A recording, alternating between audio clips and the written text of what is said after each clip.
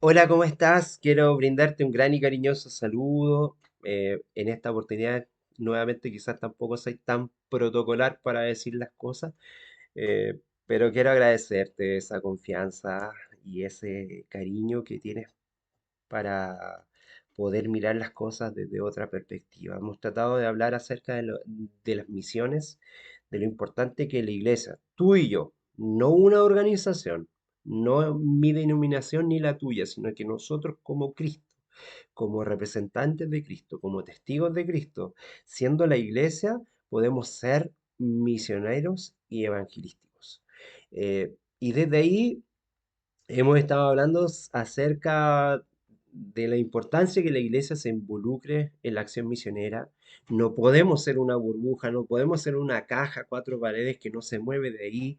Verdaderamente la iglesia tiene que ser 24/7. Tú y yo somos la carta abierta para ser buenas personas, amar a las personas con un verdadero cristianismo. Y en segundo lugar, poder ir un poco más allá en un mundo lleno de costumbres e ideas preconcebidas, costumbres e ideas que a pesar de que estamos en una sociedad, me estoy dirigiendo a lo mejor a un público hispanoparlante occidental de América del Sur o América Central o en algún lugar que se hable el español, estamos llenos de tradiciones, estamos llenos de costumbres. Queremos cambiarle las culturas y las costumbres y estamos hablando sobre las misiones o primeramente aquellos que tienen otras tradiciones y cómo alcanzamos a los otros, pero cómo nos alcanzamos a nosotros mismos como ya llamados cristianos y verdaderamente a lo mejor no somos seguidores de Cristo, sino que de una interpretación bíblica. Quizás somos seguidores de una interpretación bíblica más que de la persona de Jesucristo. Entonces, desde ahí es que tenemos que hacer nuestra primera misión, que es transformarnos en testigos. Somos testigos. Leímos en la oportunidad anterior un versículo que queremos volver a compartir porque nos va a dar el trasfondo de lo que Pablo quiso hacer. Porque Pablo se puso en pie, dice la escritura en Hechos 17, versos 22 y 23, se puso en pie, puesto en pie en medio del aerópago, dijo: Atenienses, en todo observo que sois muy religiosos, porque pasando y mirando vuestros santuarios, vuestros lugares de culto, ¿cierto? Eh, Hallé también un altar en el cual estaba esta inscripción: al Dios no conocido. Y él les señala: al que vosotros adoráis, pues sin conocerlo, es a quien yo les quiero anunciar. Es a quien yo anuncio. Con este versículo nos queremos seguir hablando sobre las misiones transculturales, pero ya desde una perspectiva de insertarnos, sumergirnos, hacer una inmersión cultural. Eso es lo que queremos tener, una profundidad para realmente mirar cómo estamos mostrando a Cristo. En una tradición, en una cultura, en una forma de vivir la vida, en un estilo de vida, estamos presentándolo en el amor, como tú y yo estamos presentando a Cristo. Ese será nuestro tema, sumergirnos en la cultura para transformar las vidas de los demás. Para eso queremos invitar al Espíritu Santo que pueda llenarnos de Él, así como los discípulos tuvieron que ser llenos del Espíritu Santo porque Jesús, a minutos de ascender al Padre, como lo leímos, no estaban comprendiendo nada. Que el Señor, a través de su Espíritu Santo, se apiade de ti y de mí para que realmente podamos ser instrumentos en sus manos y poder impactar a la cultura de Cristo y solo de Cristo. Querido Señor, te damos las gracias infinitas porque tú eres un Dios de amor que se ha presentado a través de su Hijo Jesucristo. Todo lo que el Hijo mostró es quien es el Padre. Y así realmente te podemos ver. Todo lo que Él vivió, toda obra que Él realizó, todo perdón que Él efectuó, es la misma forma que tú tienes de actuar. Gracias, Señor, porque también al momento de ascender, Jesucristo, dejaste al Consolador, dejaste al Espíritu Santo, quien está con nosotros. Él es Dios con nosotros ahora y nos está poniendo su mensaje en nuestra mente y corazón. El mensaje de la redención, el mensaje de la ley vista en la libertad y en el amor, porque en el amor está resumida la ley. Solamente enséñanos tú a través de tu Espíritu para que podamos presentarte, Señor. Presentar el Evangelio puesto en tu persona. Todo lo agradecemos en tus méritos, amados. Amén y amén. Bueno, vuelvo al tema de lo que estábamos hablando. Inmersión cultural. Dimos una pincelada de lo que era la transculturalidad. Ahora quiero hablar sobre la inmersión cultural porque tiene que ver mucho con este tema. Alan Tipetti comenta que cada religión tiene una enorme profundidad temporal y tiene su propio sistema lógico, su propio sistema simbólico, su propia teología y sus propios rituales, con una compleja cosmovisión que ciertamente no surgió de la noche a la mañana. Cuando leemos algunos textos bíblicos encontramos la siguiente expresión, que se encuentra en Apocalipsis, y bueno, también lo encontramos en varios textos. Nación, tribu, lengua y pueblo. Apocalipsis 5:9, por ejemplo. A veces no en ese mismo orden. Eh, Quiero hacer un guiño con un amigo que tenemos un programa de podcast llamados teológicos. A veces alteramos esa idea, pero el orden de los factores en esta visión no trastoca el producto.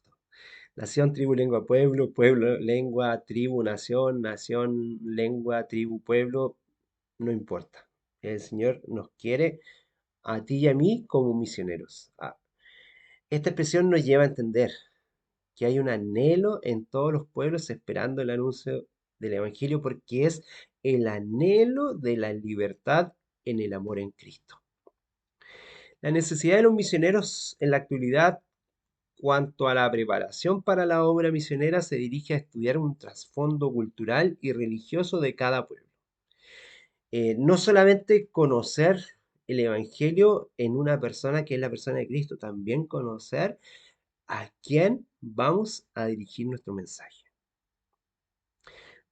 No va a ser la misma forma o el mismo método que yo utilice acá eh, en las redes sociales como en un espacio de una congregación, en una plaza pública, en un estadio, en un lugar donde se esté cantando. El contexto será diferente, como puede ser la calle, como puede ser el encuentro personal en una locomoción colectiva, como puede ser sentado en un medio de transporte al lado de otra persona a quien quieras hablarle de Jesucristo. Cada contexto será distinto y cada trasfondo cultural impacta de una manera diferente. Hay algunos aspectos que tienen eh, muchas veces que no se ven y que pasan desapercibidos, pero por ejemplo, el clima. Hay lugares donde el clima juega un rol muy importante. El idioma. Hay lugares donde el idioma se ha impuesto y no hace sentido a algunas personas.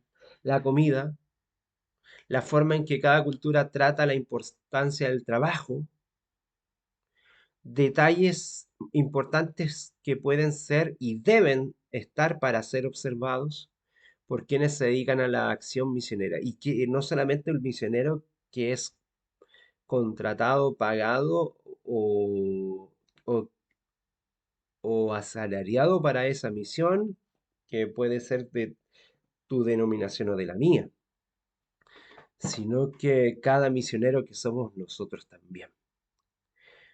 La resistencia que se encuentra en cada pueblo puede haber ciertos desacuerdos, ¿cierto? Y diferencias culturales y teológicas para casi siempre hay algún tipo de barrera espiritual que es necesario superar a través de la oración y de la intercesión. ¿Cuál es la visión puesta como base bíblica para enviar misioneros a los pueblos de otras culturas? Lo vemos en Hechos 1:8. Pero recibiréis poder cuando haya venido sobre vosotros el Espíritu Santo y me seréis testigos en Jerusalén, en toda Judea, en Samaria y hasta lo último de la tierra. Pero esta acción misionera, que a lo mejor tiene una fórmula para algunas denominaciones, lo más importante es ser testigo. Lo más importante es ser testigo. No es una fórmula, no es el libro que compartimos, no es el tratado, no es el enganche, no es el puerta a puerta, no es a lo mejor el hacerlo a través de un video como este, a través de un podcast, que tengo un amigo con quien desarrollamos esa acción también, sino que es nuestro testimonio. Nuestro testimonio es lo más fundamental. Este versículo es la máxima expresión de la responsabilidad de la iglesia por las misiones a todos los pueblos, a todos los pueblos. Los primeros cristianos tomaron esto muy en serio. Este mandato de Jesús, cuando leemos en el capítulo 13 de Hechos, encontramos la siguiente expresión. eh, Apartadme a Bernabé y a Saulo para la obra a los que os he llamado. Eso lo encontramos en Hechos 13, verso 2. Pero me gustaría que conocieras también dónde está el contexto, porque muchas veces leemos solamente el versículo que dice, ministrando estos al Señor y ayunando, dijo el Espíritu Santo, apartadme a Saulo y a Bernabé.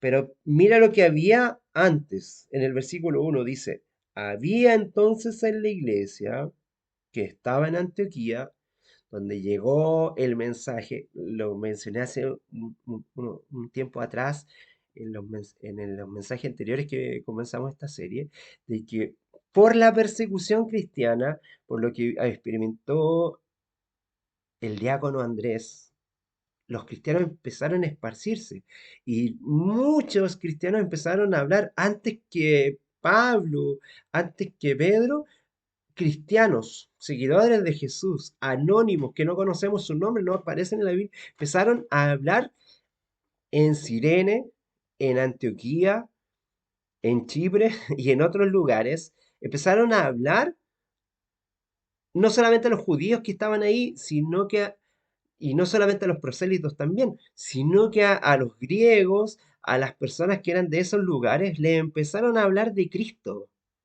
Les empezaron a hablar de Cristo a personas con otras culturas, con otras formas de pensar, y Cristo impactó la vida de ellos, a pesar de que todavía no estaba la comisión así como clara.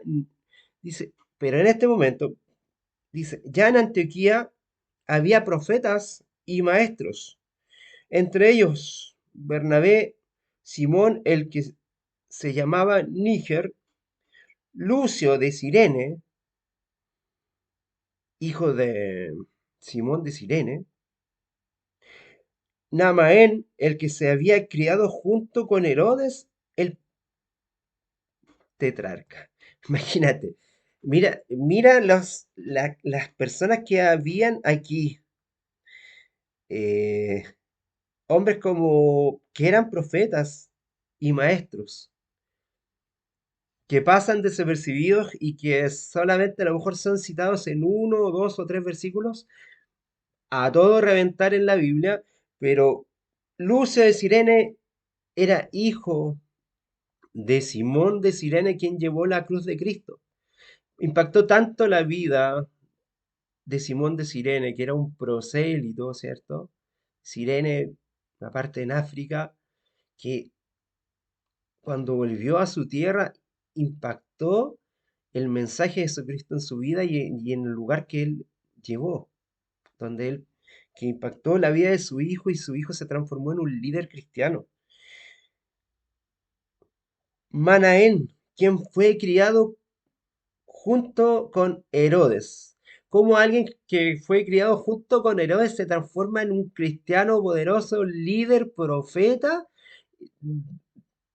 en Antioquía para liderar la iglesia y que él, lleno del Espíritu Santo, comisiona, él manda, él es el líder que mandó a, a Pablo y a Bernabé. O sea, tú podrías haberte criado con la persona más mala de la época, un Herodes, un Hitler de la época. No, no quiero ofender a nadie como alguien de esta época para no meterme en problemas, pero te puedes haber criado junto con esa persona y transformarte en un líder que puede comisionar y que puede mandar, estar lleno del Espíritu Santo que manda al apóstol más importante en una misión, en una convención evangelizadora, como a Pablo y como a Bernabé. ¿No te parece algo extraordinario? Por eso quería mencionarlo. Porque el Espíritu Santo le dice, apártenme a Bernabé y a Saulo. Le habla a ellos. Podría haber hablado el Espíritu de Dios y Dios mismo a través de Jesucristo. Le habló a Pablo de manera personal muchas veces. ¿Por qué aquí comisiona a Manaén y a Lucio y a Simón, el que le llamaban Níger? Los comisiona a ellos tres como profetas, como líderes, como maestros en Antioquía, que quizás recibieron la revelación de Dios en la persona de Jesucristo antes de...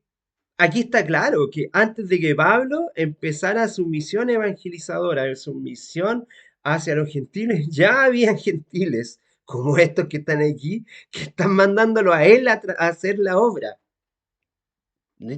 ¿No te parece extraordinario? ¿No te parece extraordinario? Observamos que esta observanza se lleva a cabo bajo la dirección del Espíritu Santo a través de la percepción y consagración del liderazgo de la iglesia primitiva en Antioquía, que se levantó gracias a la persecución de personas desconocidas que se tuvieron miedo después del asesinato de Andrés y se van a trabajar y a misionar y le empiezan a hablar de Jesús a las personas. Antes que lo hiciera Pablo, antes que lo hiciera Bernabé, antes que lo hiciera Pedro. Es extraordinario. En este relato notamos que estos dos discípulos de Cristo obtuvieron un buen testimonio en un círculo de actividad y fueron ellos comisionados para llevar el mensaje del Evangelio a ciudades distantes donde vivían muchos que no eran judíos o no judíos como Listra, Derbe, que pertenecían a Laconia. Que si nosotros leemos el capítulo que sigue, Hechos 14, está muy claro ahí, Hechos capítulo 14, versos 3, versos 6, se realizaron muchas señales y prodigios. La separación para la obra del Señor, el envío y la manifestación de señales traen seguridad y convicción para dedicarnos a la misión de llevar el Evangelio de Cristo entre las naciones y los pueblos que aún no han sido alcanzados o no han sido evangelizados. Pero mira, estos dos grandes hombres como Pablo, como Saulo y Bernabé, fueron enviados porque ya habían tres grandes profetas y maestros que estaban ahí. Simón, el que le llamaban Níger, Lucio, el hijo de Simón de Cirene, Manaén, quien se había criado con Herodes tetrarca. Ellos eran los líderes ahí y ellos estaban mandándolos a trabajar. O sea, Es como si el pastor principal de tu denominación, de tu iglesia, te manda a otro lugar, a otra ciudad, a ser el evangelista, a hacer la obra del Señor. Y ellos se siguieron trabajando en Antioquía, eso está claro, o sea, el mensaje es muy claro. Y luego viene la predicación en Chipre y ya el mensaje estaba preparado porque ya se había predicado en Chipre también. Así que es extraordinario lo que pasa. ¿Qué es el colonialismo y por qué afectó la difusión del Evangelio? Ya lo mencionamos en cierta medida en el mensaje anterior, eh, pero quiero que lo profundicemos un poquito porque igual es algo que mm, eh, nos trajo mucha dificultad, sobre todo en América Latina y en Sudamérica. En América del Sur y América Central provocó mucho daño. Y en otros lugares también, en Asia y en África, produjo mucho daño. El colonialismo es una práctica de dominación principalmente política, económica y cultural, disfrazado de una mirada religiosa, de un territorio nuevo, de un país, en ese momento a lo mejor muchos países, lugares nomás, que no tenían los límites que tienen ahora y sobre todo para explotar sus recursos, las riquezas de la colonia por parte del país o del imperio colonizador de aquellos periodos. Podemos pensar en el colonialismo español y portugués que se realizó en Sudamérica para llevarlo más a nuestro territorio y podemos hablar de otros mundos también, pero de otros nuevos mundos para ellos. Pero vamos a hablar acá un poquito más de este lugar.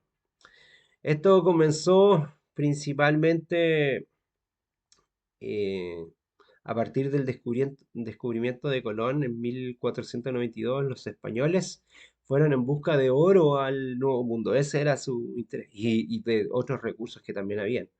Aunque para ello tuvieron que destruir a pueblos completos, a pueblos originarios, como sucedió con los pueblos indígenas de América del Sur y Central. Solo algunos pueblos dieron pelea, por decirlo así.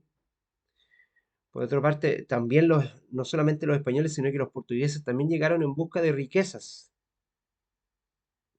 en parte de Brasil, ¿verdad? Donde se producía el valioso tinte y luego el oro, las piedras preciosas, la producción de azúcar, el cultivo de distintas especies. Tanto españoles como portugueses esclavizaron a los nativos, expusieron su cultura y su religión. eh, un grupo cristiano llamados jesuitas destruyeron la cultura artística y religiosa de gran parte del continente. De hecho, evangelizar para ellos era oprimir a los pueblos conquistados y fue una de las excusas para el encarcelamiento, la esclavitud de los indígenas y posteriormente también esto ocurrió en África y en Asia, gran parte del Asia. El pueblo esclavizado adoptó la religión del conquistador, adaptándola a sus creencias. Desde ahí el sincretismo religioso, ¿cierto? En el catolicismo popular. Para el colonialismo fue prácticamente mundial esta práctica. Yo estoy nombrando lo que ocurrió a través de los españoles y los portugueses porque nos toca a nosotros en América del Sur, pero Francia, Inglaterra, Italia, entre otros países, los holandeses, también lo hicieron en otras latitudes, en otras partes, en África, en Oriente Medio. eh, por otra parte también el Imperio Turco Otomano también lo hizo en gran parte del Oriente Medio, en parte de África del Norte. También fue una de las formas culturales. ¿Y qué sucedió y qué salió mal con estos misioneros de los siglos XIX y XX también. Hay que preguntarnos.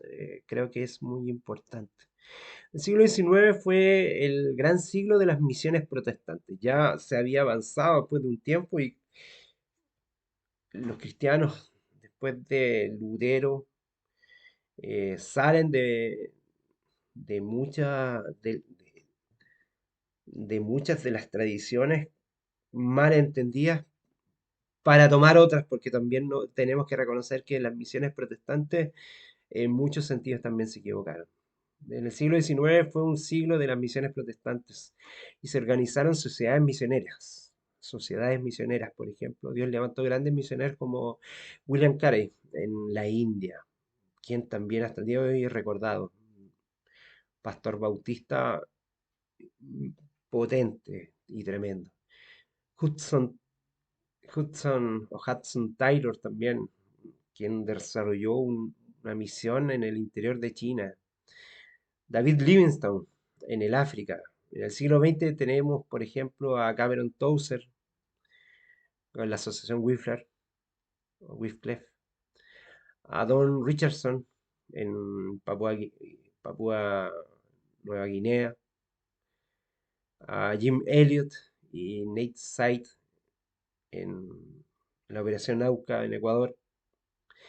El mundo vio la partida de miles de misioneros en ese periodo entre los siglos XIX y el inicio del siglo XX. Muchos misioneros anónimos que sirvieron al Señor Jesús llevando la palabra hasta los rincones más recónditos de este mundo. Lugares como Afganistán, Nepal, China, los indios quechos aquí en parte de Chile, Perú, Argentina, Bolivia, en Laos, en Mongolia y en otros lugares, fueron a hacer una misión personal, hombres de Dios, personas que estaban literalmente en la edad de piedra, escucharon la palabra de Dios, que el mundo estaba avanzando, pero muchas de estas culturas estaban más atrasadas y pertenecieron a una obra evangelizadora. La Biblia pudo llegar y pudo ser traducida a cientos de idiomas. Pero ¿qué salió mal? Es la pregunta.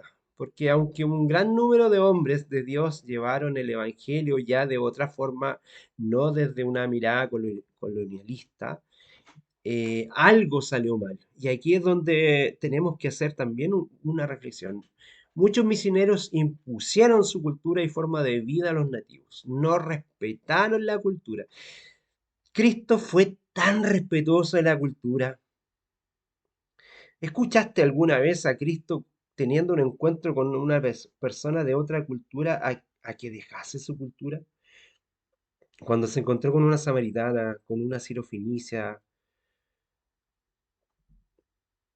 cuando se encontró con el otro samaritano, a quien le curó de la lepra, lo, ca- lo, lo llamó a cambiar su cultura. Un tema que te tienes que preguntar. Ahí empezó el problema. El modelo propuesto por algunos misioneros era construir una base misionera donde estaría la casa del misionero, un hospital, una escuela, un templo, todo rodeado de muros, solo los empleados tenían acceso a la casa del misionero. Se creaba una élite entre los creyentes nativos y muchas veces ser miembro de la iglesia también era una ventaja económica para la persona que estaba ahí. Entonces, el ser cristiano en alguna civilización, en el África, en el Asia y en otros lugares, incluso en parte de Sudamérica, era obtener ciertos beneficios y cierto poder. Las iglesias plantadas dependían económicamente de los misioneros y no tenían ningún incentivo para independizarse.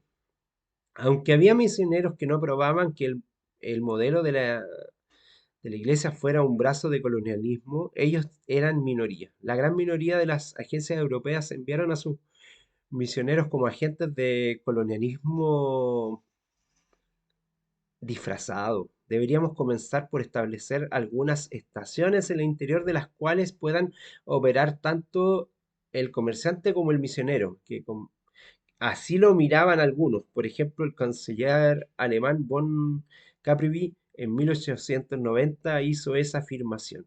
Entonces, luego, como estaba el aporte protestante, ya se había pasado del colonialismo católico, el- la forma misionera protestante también debe reconocer que equivocó, porque estaba apoyado de grandes consorcios empresariales que querían venir a buscar recursos ya de otra manera. No desde, a lo mejor, de esclavizar o oprimir a algunos pueblos, pero sí para instalar recursos, instalar ferrocarriles, instalar carreteras y lucrar con ello. Y muchos cristianos protestantes y misioneros protestantes lo hicieron así. Tenemos que reconocerlo, aunque nos duela, tenemos que reconocerlo. Y así sucedió. Este modelo de misión es ligada políticamente a gobiernos. Por eso es que es importante la separación de lo religioso con el Estado. Los gobiernos europeos que mantenían colonias en América Latina, en África y en Asia llegaron y con esa postura y llevaron el Evangelio a muchos países, pero crearon problemas muy tremendos. Por ejemplo, iglesias frágiles y un cristianismo sincrético que se dio a fines de los 1800, inicios de los 1900. En la mente de los pueblos colonizados, el cristianismo era una religión de un hombre blanco europeo. Eh, los primeros protestantes eran todos de origen europeo o americano, norteamericano. La imposición de la cultura europea la vemos fácilmente cuando un cristiano africano usaba chaqueta y corbata para ir a la iglesia en un clima tropical extremadamente cálido,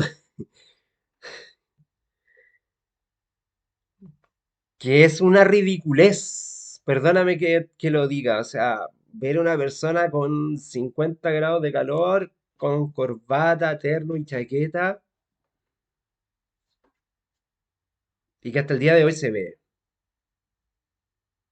La- Porque era el modelo imperante y era la forma de vestir. Y lo vemos todavía en las iglesias protestantes en nuestros días en los países a los que pertenecemos. En la mente de los europeos y de los pueblos colonizados también se ve, por ejemplo, un régimen racista como en Sudáfrica, problemas étnicos que estallaron con un violento ataque a las minorías de Ruanda, 1990 a 1994, donde hubo un terrible genocidio entre las etnias Tutsi, por ejemplo, donde murieron aproximadamente casi 1 millón de personas.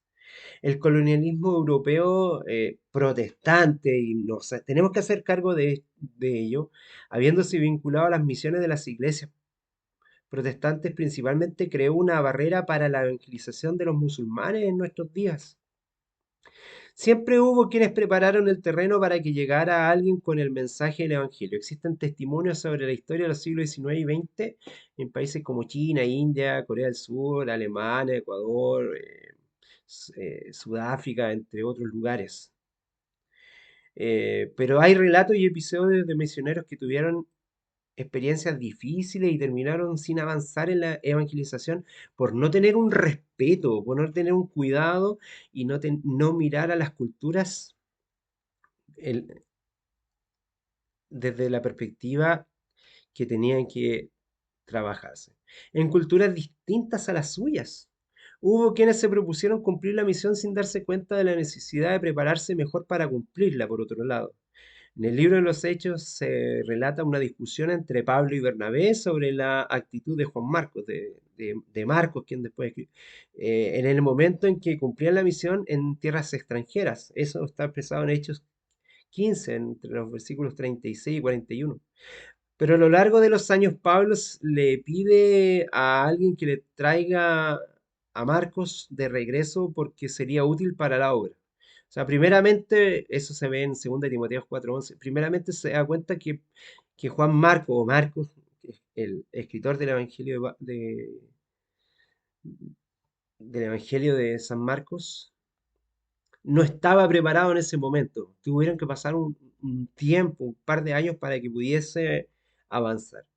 Hay errores, frustraciones, decepciones, malentendidos, discusiones, persecuciones, rechazos, persecuciones de cristianos hacia los distintos también. Tenemos que hacernos cargo, bajo la responsabilidad de prepararnos lo mejor posible y bajo la convicción de que el Espíritu Santo no falla la misión, se tiene que y debemos seguir perfeccionando. Durante los siglos XIX y XX la obra misionera se extendió por todos los continentes y dio lugar a hombres y mujeres que se convirtieron en fieles seguidores de Jesucristo, pero también tenemos que reconocer que sí, se hicieron las cosas mal. ¿Qué está haciendo Dios entre los pueblos y sus culturas? John Piper, un gran pastor cristiano, en su obra que dice que el pueblo se regocije, la supremacía de Dios en las misiones, él señala que y sobre uno de los pueblos llamados, pueblo africano llamado Masai. En los caminos africanos recibió el mensaje del Evangelio y tomó la decisión de convertirse en discípulo de Cristo, impactado y entusiasmado en comunicar su experiencia con los que vivían en una aldea, fue rechazado y golpeado 3 veces hasta el punto de desfallecer. Con el apoyo de algunas personas recibió atención y recuperó su salud. Para su sorpresa, durante este periodo el Espíritu Santo obró y promovió una obra de arrepentimiento y salvación en aquella aldea. Poco tiempo después, toda la aldea se había rendido a Cristo. Pero son experiencias muy particulares. Y fue porque esto estaba puesto en el corazón del Señor y Él trabajó por la visión.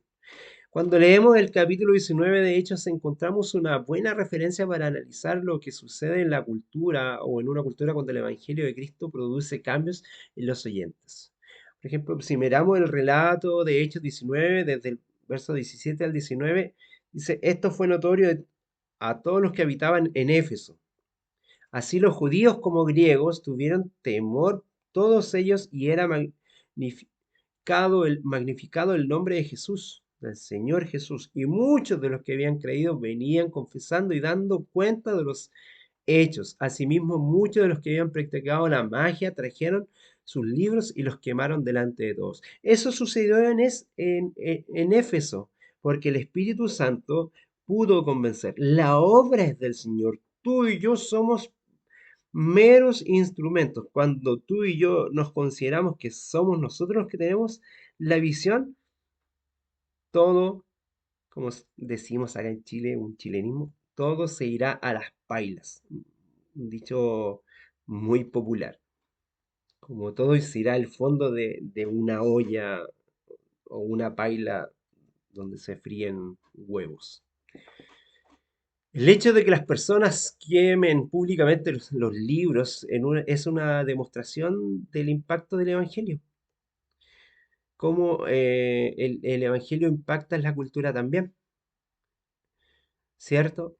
Varones, sabéis de este oficio, en Hechos 19 dice, obtenemos riqueza, decían, seguidores de Cristo, como Demetrio, uno de los profesionales, indignado por lo sucedido. Dice, varones, sabéis de este oficio que obtenemos el recurso con esto, con la magia, con la hechicería, pero veis y oís que este Pablo, no solamente en Éfeso, sino en toda o en casi toda Asia, ha apartado a muchas gentes con persuasión, diciendo que no son dioses lo que se hacen con las manos, o sea, los ídolos.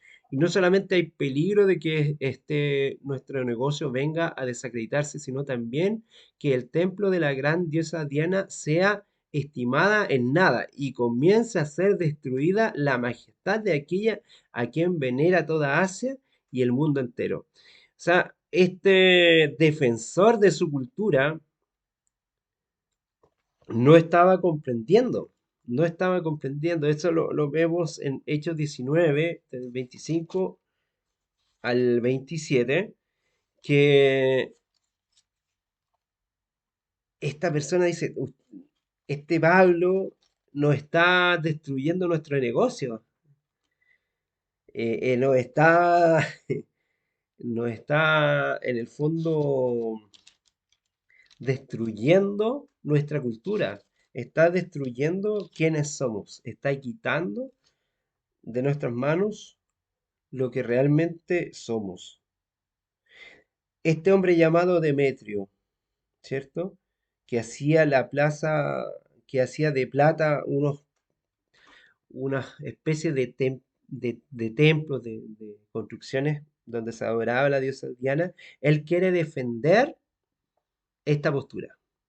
Como puede pasar que cuando el cristianismo quiere llegar por hombres como Pablo, hombres que quieren mostrar a Cristo tal cual es, se va a levantar oposición.